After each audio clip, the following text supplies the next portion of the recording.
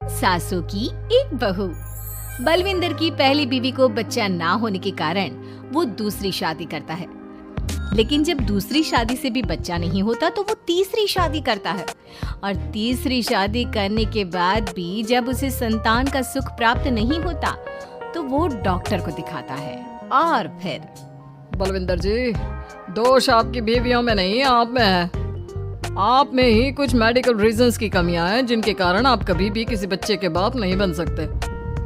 अरे बाप रे, ये तो घोर समस्या हो गई। एक बच्चे का बाप बनने का मेरा सपना था और आज वही चूर चूर हो गया। 3 बीवियों में पहली बीवी इंद्राणी, दूसरी बीवी सुधा और तीसरी बीवी कलावती। मुझे एक माँ बनने का सौभाग्य प्राप्त करना है।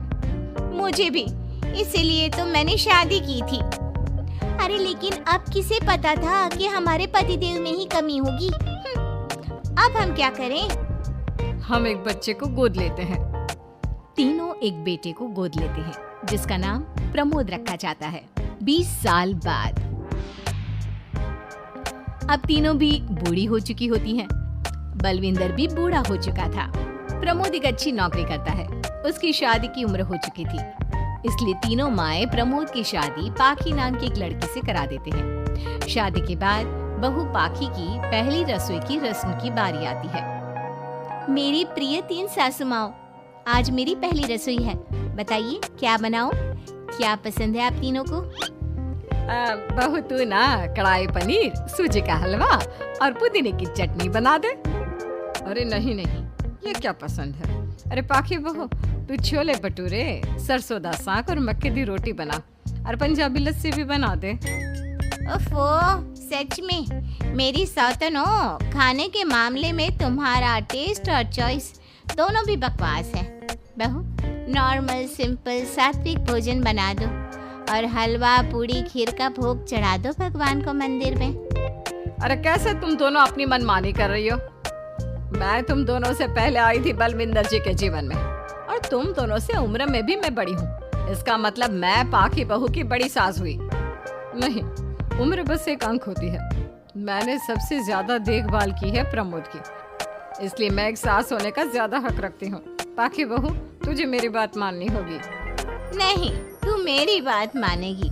जो मैंने कहा है वही तू करेगी। नहीं, मेरी बात मानेगी वो। नहीं मेरी।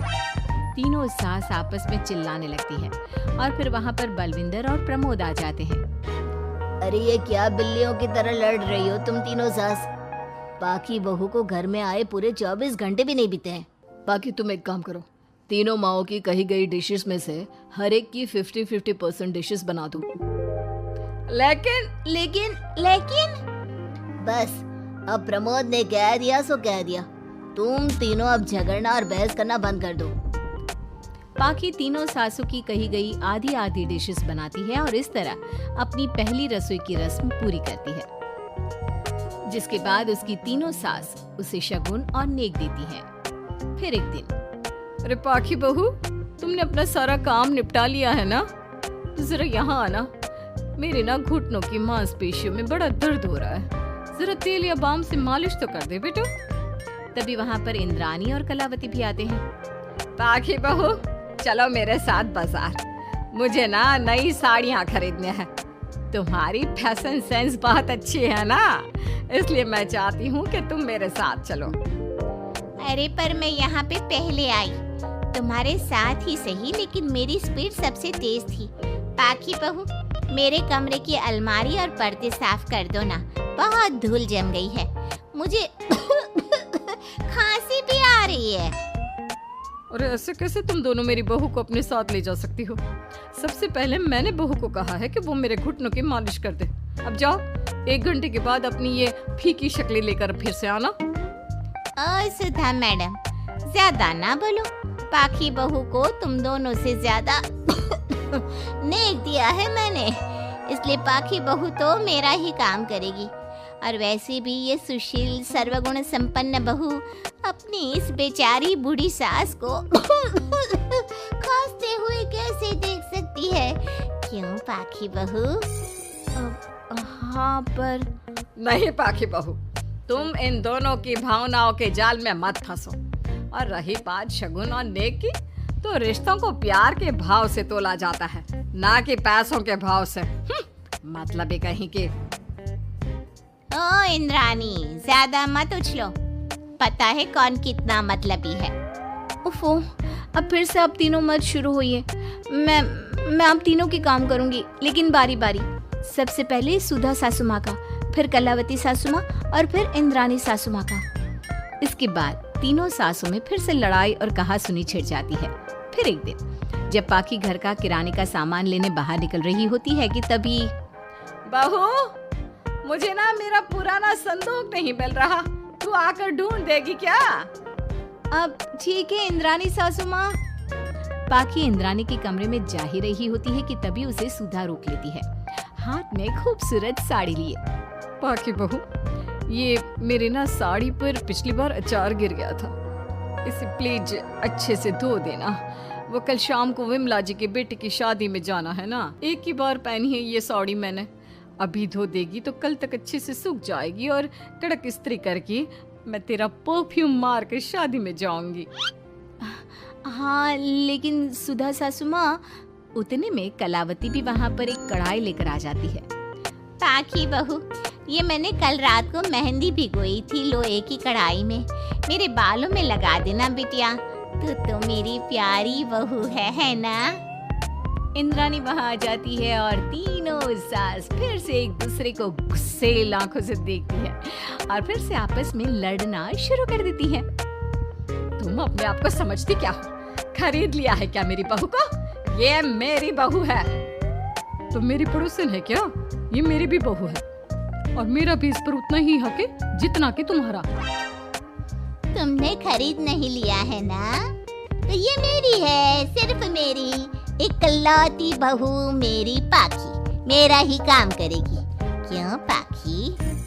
नहीं नहीं, ये मेरा काम करेगी। पहले मैंने आवाज लगाई थी। तुम दोनों तो ऐसी बहू पाने के लायक भी नहीं हो। हट जाओ तुम दोनों और खुले मैदान में जाकर एक दूसरे से लड़ो और नोचो एक दूसरे को। लेकिन पाखी बहू तो सिर्फ मेरी ही सुनेगी और मेरे ही आदेशों का पालन भी करेगी। तीनों सासों के बढ़ते झगड़े को देख पाखी अपना आपा खो देती है और जोर से चिल्ला पड़ती है। बस बहुत हुई आप तीनों की तू मैं। अरे रोज ना ड्रामा लगाती रहती हो। 50 साल की बूढ़ी औरतें हो गई हो, फिर भी बच्चों की तरह लड़ती रहती हो। अब बस बहुत हुआ।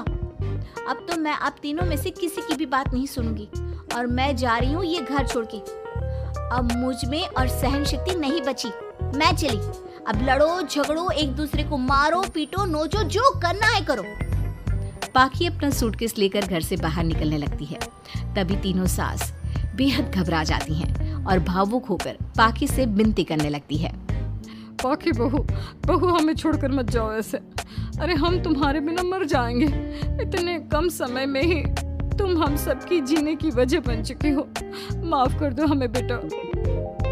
हाँ पाखी बहू, हम आइंदा से कभी नहीं लड़ेंगे और हंसी खुशी मिलकर बात करते रहेंगे, वादा करते हैं। हाँ बहू, लेकिन तू मत जा प्लीज। ये घर तेरे बिना सुना सुना हो जाएगा। हम तीनों सासों की एक ही तो बहू है, लेकिन हम अपनी एक बहू को बेटी की तरह प्यार देंगे, उसके साथ सहेलियों की तरह रहेंगे। लड़ाई झगड़ा सब कुछ छोड़ देंगे बेटा, लेकिन तू छोड़ के मत जा। अपनी तीनों सासों को भावुक देखकर पाखी की भी आंखें भर आती है और वो उन तीनों को माफ कर देती है, उनके गले लग जाती है। इसके बाद तीनों सास अपनी एक बहू संग खुशी से मिलजुल कर रहती हैं और आपस में जरा भी लड़ाई झगड़े नहीं